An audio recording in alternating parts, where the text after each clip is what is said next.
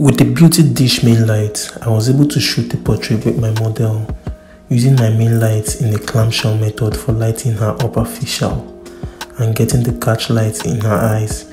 I then used the reflector underneath her face to take away the shadows.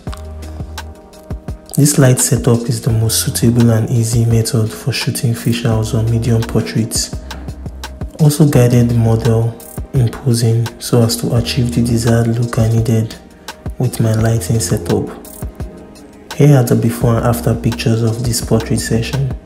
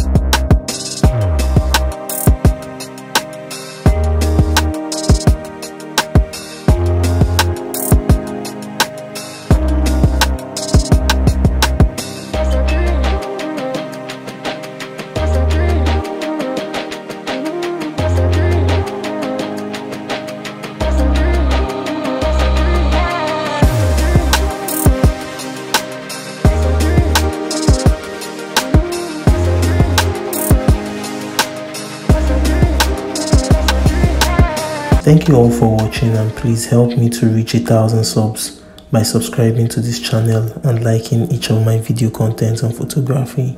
And see you next time, and bye for now.